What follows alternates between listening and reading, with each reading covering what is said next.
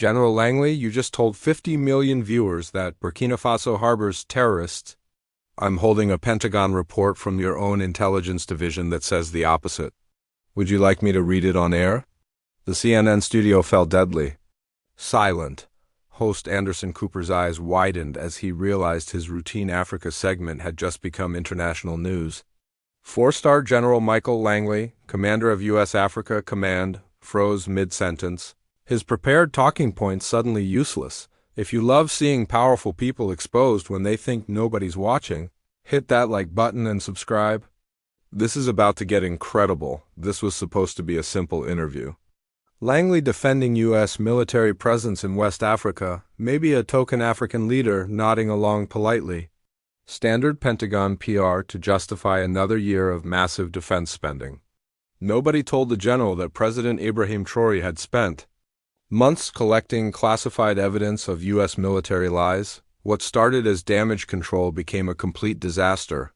In the next 20 minutes, Traoré would systematically destroy every Pentagon talking point about African security, expose fabricated intelligence reports, and reveal secret military communications that would force the immediate resignation of America's top Africa commander. The young Burkinabe president hadn't just come to defend his country's reputation.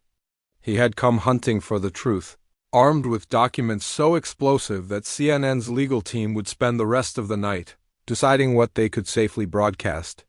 General Langley thought he was facing another grateful African client. He was actually staring at his career's end.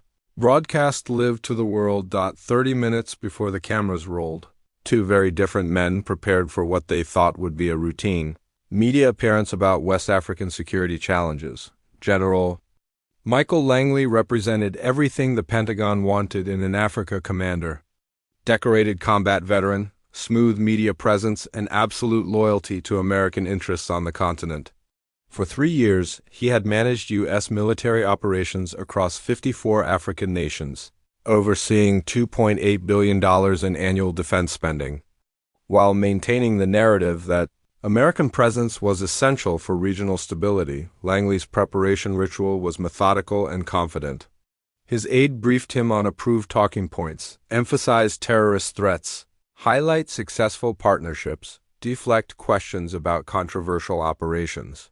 The general had given hundreds of similar interviews, always controlling the narrative through a combination of military authority and selective information sharing. His team had specifically requested this CNN segment to counter growing criticism of U.S. military effectiveness in the Sahel region. Recent setbacks in Niger, Mali, and Chad had raised uncomfortable questions about American strategy. Tonight was about reassuring viewers that the Pentagon knew what it was doing in Africa. What Langley didn't know was that his own intelligence reports had been leaked to the very African leader he was about to face. Classified assessments describing Burkina Faso as a stable, well-governed state directly contradicted the public statements he was planning to make about terrorist threats and security concerns. Ibrahim Traoré approached this interview with surgical precision. Since taking power in September 2022, he had watched American officials make statements about his country that bore no relationship to reality. Tonight he would use their own documents to expose the lies they told to justify continued military intervention. Traoré's preparation was completely different from anything the Pentagon expected. His team had compiled 18 months of contradictory U.S. statements, classified intelligence assessments, and intercepted military communications. They had documented every instance where public Pentagon claims differed from private military evaluations. The president understood something that most African leaders missed. American military lies only worked when African voices remained silent. Tonight, he would speak with evidence that even the most biased Western media couldn't ignore or dismiss. His strategy was simple but devastating. Let the general make his standard claims, then systematically destroy each one with the Pentagon's own classified evidence. No emotional outbursts. No personal attacks, just documented proof that everything Americans had been told about West African security was fabricated. CNN had structured this as a standard expert analysis segment. General Langley would provide The American military perspective on African security challenges, while President Traoré would offer regional context and diplomatic viewpoints.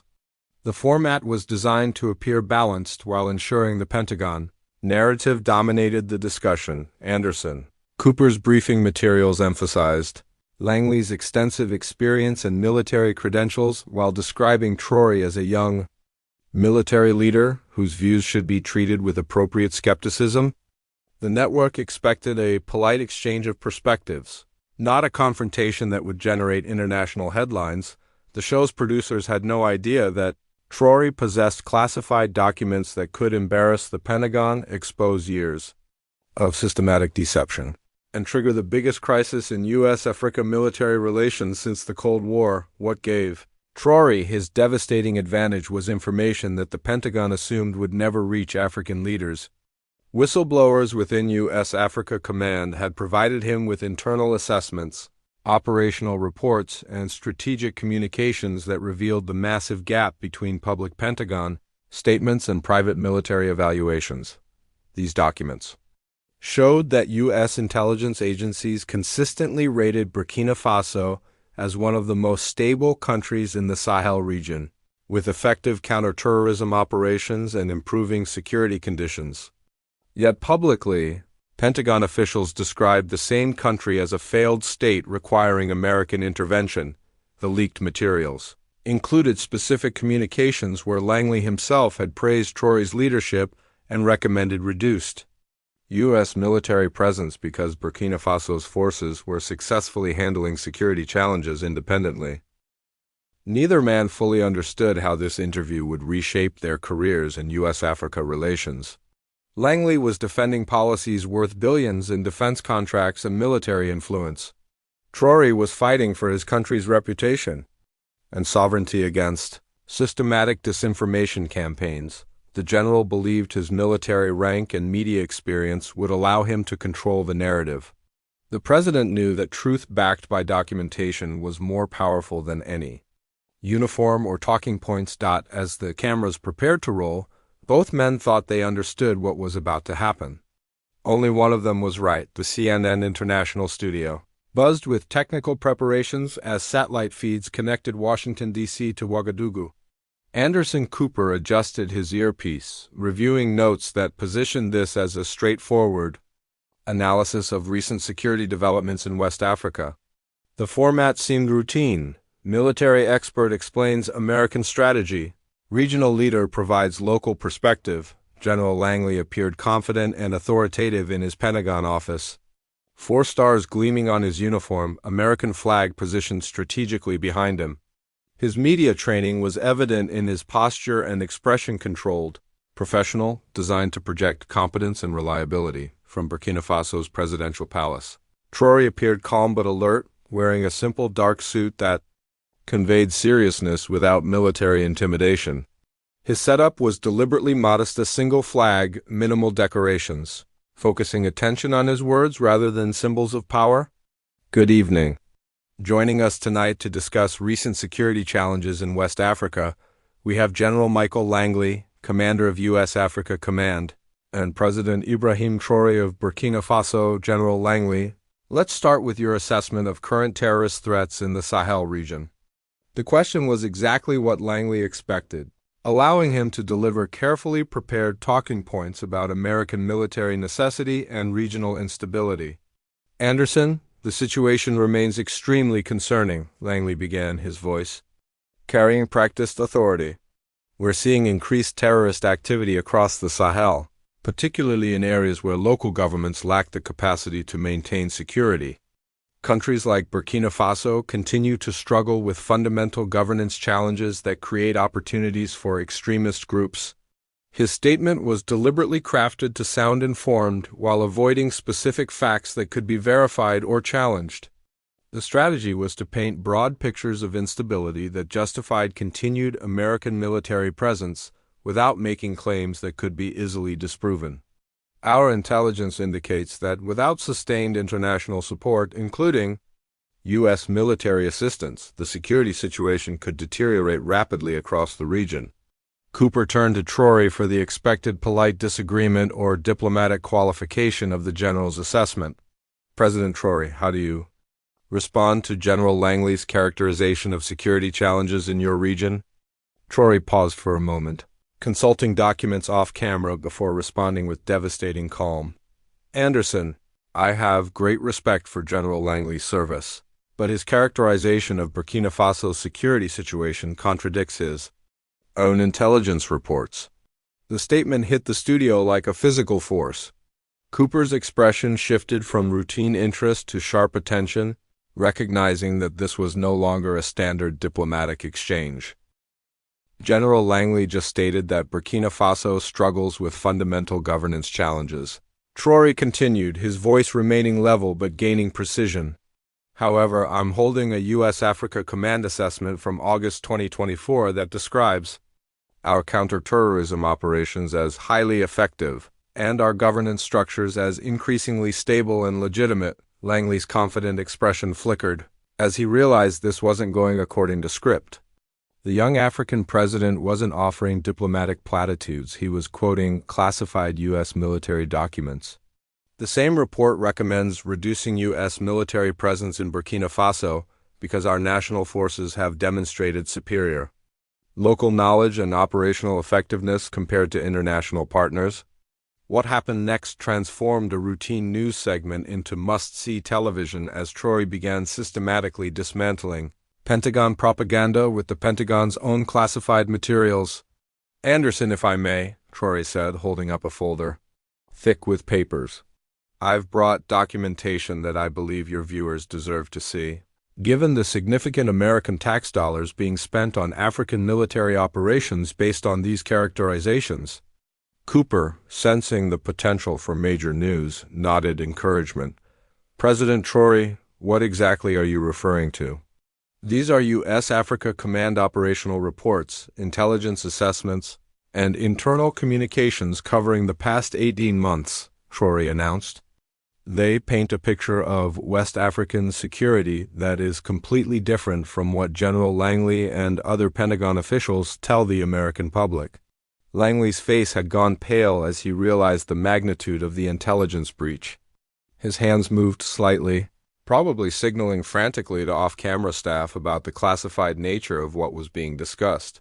For example, Traoré continued, opening to specific pages with practiced precision, General Langley's own July 2024 operational report states that Burkina Faso has achieved a 67% reduction in terrorist incidents over the past 12 months, and that our military operations show tactical superiority over previous international approaches. He looked directly into the camera, speaking to the American audience with quiet authority. Yet 3 weeks later, General Langley testified to Congress that terrorist threats in Burkina Faso were escalating and required increased U.S. military intervention. The contradiction was devastating and undeniable. Cooper leaned forward, recognizing a major story developing in real time. President Traoré, Langley interrupted, his voice tight with barely controlled panic. I'm not sure what documents you're referencing, but operational assessments are complex and often taken out of context when... General, Traoré interrupted. Calmly, would you like me to read your exact words from the September congressional hearing versus your exact words from the classified assessment dated 3 days earlier? The offer hung in the air like a weapon. Langley realized he was trapped between continuing his public lies and acknowledging the accuracy of Traoré's classified information. But Traoré wasn't finished. Perhaps more concerning are the intercepted communications between U.S. Africa Command and State Department officials discussing how to maintain funding justification despite improved regional security conditions. He produced additional documents, each revelation more damaging than the last. These communications explicitly discuss exaggerating terrorist threats and minimizing African government capabilities to ensure continued congressional support for military spending. Cooper's professional composure was showing cracks as he realized. His show had become the venue for one of the biggest intelligence revelations in recent memory. The documents also reveal financial relationships between U.S. defense contractors and the intelligence reports that justify their continued operations. Traoré continued, his evidence becoming more explosive with each revelation. General Langley personally approved intelligence assessments that he knew were false in order to secure $340 million in additional funding for operations that his own field commanders had reported were unnecessary. Langley was now visibly sweating, his military bearing collapsing under the weight of documented evidence that he couldn't deny or explain away. The confrontation moved beyond policy, disagreements into something far more personal and morally devastating. As Traoré began sharing the human cost of Pentagon deception, "Anderson," Traoré said, his voice carrying deep emotion, "these lies have real consequences for real people. When American officials falsely characterize African governments as ineffective, it affects international aid, investment, and diplomatic relationships that determine whether children live or die." He paused, consulting documents that clearly contained personal information. General Langley's false testimony to Congress directly resulted in the suspension of $50 million in healthcare funding to Burkina Faso because lawmakers believed his characterization of our government as unstable and unreliable. Last month, we lost 847 children to preventable diseases because medical supplies were delayed due to security concerns that General Langley knew were fabricated. Traoré continued, his composure remaining steady but his words carrying unmistakable pain. These weren't security decisions based on real threats. They were bureaucratic decisions based on lies designed to justify military budgets. Cooper was clearly struggling with how to manage an interview that had become a real-time exposure of classified information with devastating humanitarian implications. Furthermore, Traoré said, producing communications that would end Langley's career, "We have recordings of conversations where General Langley acknowledges that Burkina Faso's military operations are more effective than U.S. approaches, but instructs his staff to publicly state the opposite." He played a brief audio clip on his phone, clearly audible over the satellite connection, Langley's voice saying, "These African forces know their terrain better than we ever will. But we can't let Congress think they don't need our support anymore." The general's own voice condemning him was the moment that sealed his fate. "That conversation was taken out of context," Langley stammered, but his defense sounded hollow even to him. "Operational discussions often include multiple perspectives that don't necessarily represent."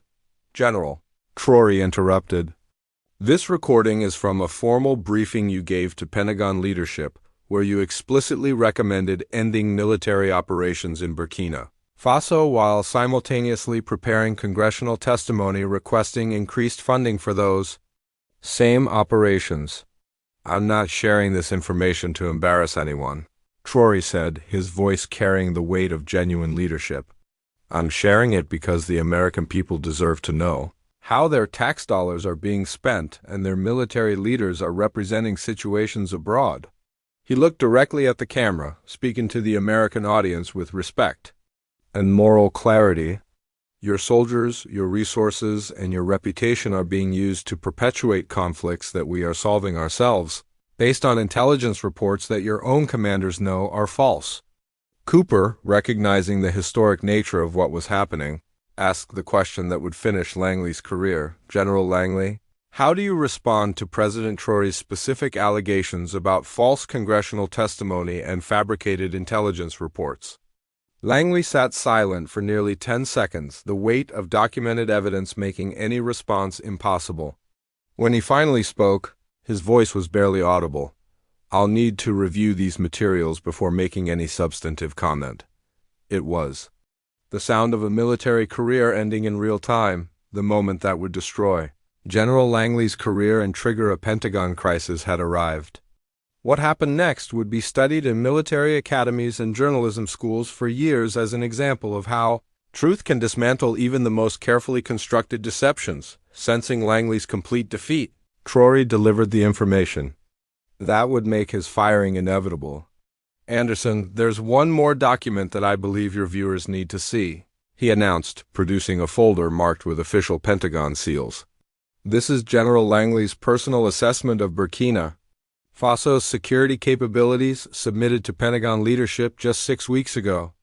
He held the document so the camera could see the classified markings and official signatures. In this report, General Langley recommends immediate withdrawal of U.S. military forces from Burkina Faso because, and I quote, "local forces have achieved security objectives more effectively than international partners and no longer require external military support." The devastating revelation hung in the air as viewers realized the Pentagon's top Africa commander had privately recommended ending operations he publicly claimed were essential for regional security.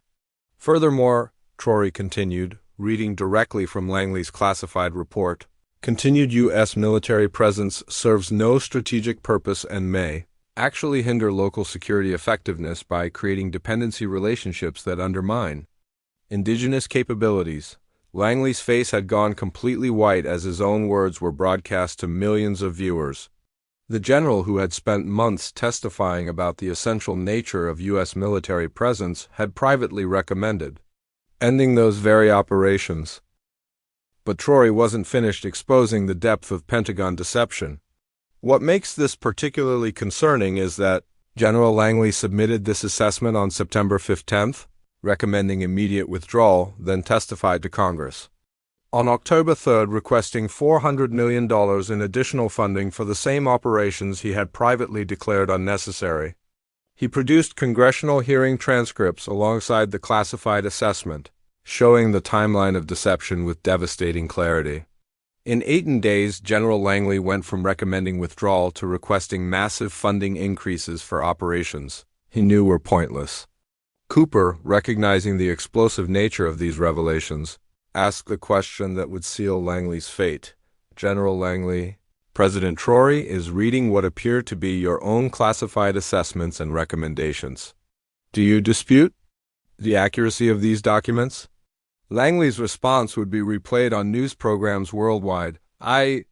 Those documents are classified, and I cannot discuss their contents in this forum." It was an admission that the documents were real, which meant everything Traoré had revealed about Pentagon deception was true. "General," Traoré said, his voice carrying the authority of complete vindication, "the American people just heard you acknowledge that these documents are genuine. They now know that you lied to Congress, deceived taxpayers, and perpetuated unnecessary military operations for budget justification." He leaned forward, speaking directly to the camera. "The people of Burkina Faso don't need American military protection. We need honesty about our capabilities and respect for our sovereignty." What happened next would be quoted in military ethics courses and congressional hearings for years. Traoré delivered a statement that perfectly captured the moment. This is not about anti-American sentiment or rejection of genuine partnership. This is about ending the lies that waste American resources and insult African capabilities. He gathered his documents with calm dignity. "General Langley, your own assessments prove that African solutions to African problems work better than foreign military intervention. The question is whether the Pentagon will accept this reality or continue lying to Congress and the American people." In desperation, Langley made one final attempt to salvage his position. "President Traoré, operational assessments are complex documents that often contain provisional recommendations that don't necessarily reflect." "General," Traoré interrupted, with devastating finality, "you signed a document recommending withdrawal, then requested funding for continued operations. That's not operational complexity, that's fraud." The word fraud echoed through the CNN studio and Pentagon offices watching the interview. Langley realized his career was over. What viewers didn't see was the emergency session happening simultaneously at the Pentagon as senior officials watched their Africa commander being systematically destroyed by documented evidence of systematic deception. Within the hour, Secretary of Defense Lloyd Austin was on the phone with CNN's executives, not to deny the accuracy of Traoré's revelations, but to minimize the damage to Pentagon credibility. As the interview concluded, Cooper addressed viewers with barely concealed amazement. "We've just witnessed what may be the most significant exposure of military intelligence contradictions in recent memory. President Traoré has presented what appear to be classified Pentagon documents that directly contradict public military statements about African security. Langley had already disconnected his satellite feed, his Pentagon handlers having recognized that continued participation would only make the crisis worse. Traoré's final statement summarized the entire confrontation. The truth is simple. African nations are successfully solving our own security challenges. American military presence is no longer necessary in many regions. Pentagon officials know this but continue requesting funding based on false threat assessments. He looked directly into the camera for his closing words. Today, the American people learn that their military leaders have been lying about Africa to justify budget increases. Tomorrow, we hope those leaders will choose honesty over deception. The young African president had just ended a general's career and triggered the biggest Pentagon crisis in years using nothing but documented truth. The aftermath of Traoré's devastating exposure of Pentagon lies rippled across Washington, African capitals, and newsrooms worldwide as the full implications of documented military deception became clear. Within 48 hours, General Langley had been relieved of command pending a full Pentagon investigation. Defense Secretary Austin announced a comprehensive review of Africa Command Intelligence reporting procedures after congressional leaders demanded explanations for the contradictions Traoré had exposed. The crisis deepened when CNN released the full audio recordings and document excerpts that Traoré had provided, confirming every allegation about falsified threat assessments and fraudulent budget justifications. Pentagon officials scrambled to explain how their top Africa commander had maintained contradictory public and private positions for over 18 months. Congressional Budget Committee chairman demanded immediate hearings about military spending based on false intelligence, while the House Armed Services Committee launched investigations into systematic deception by military leadership.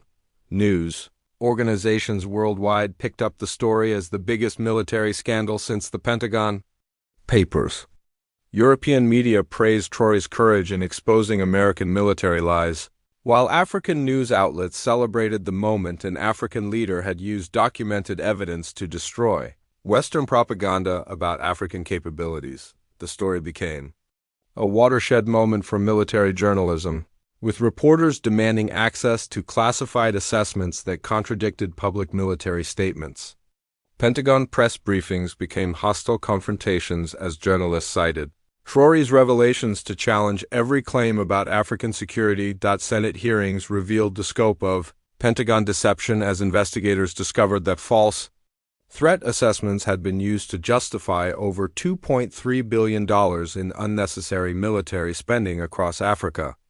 Lawmakers learned that multiple African governments had achieved security objectives independently while Pentagon officials publicly claimed they needed American intervention. The hearings exposed a culture of budget justification where military leaders routinely exaggerated threats and minimized African capabilities to ensure continued funding for operations that their own assessments showed were unnecessary.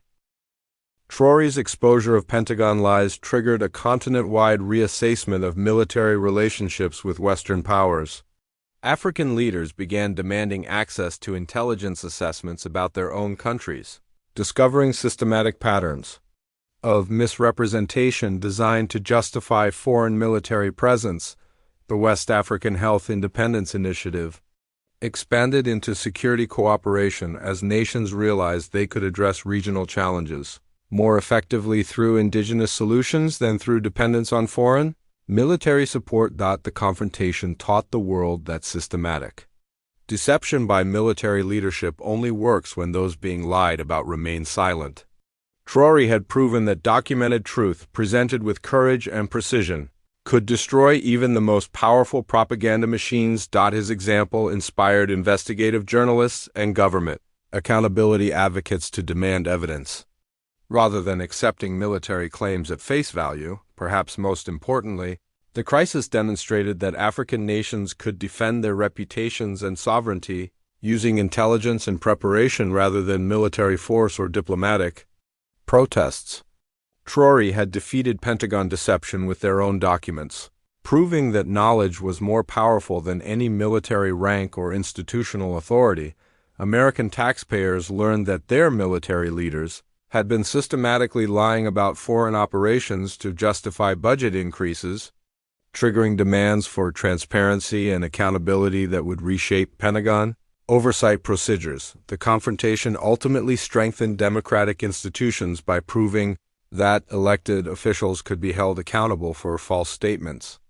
When presented with documented evidence of deception, international military relationships shifted as nations realized that honest assessment of security capabilities was more valuable than inflated threat reports designed to justify foreign military presence. Defense partnerships began emphasizing transparency and mutual respect rather than dependency relationships. General Langley's firing sent shockwaves through military leadership as officers realized that documented lies would have career-ending consequences when exposed by well-prepared adversaries.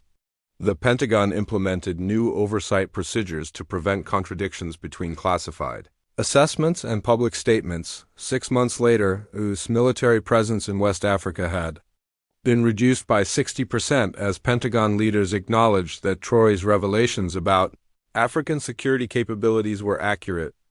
Billions in military spending were redirected to genuine partnership programs that respected African sovereignty and decision-making.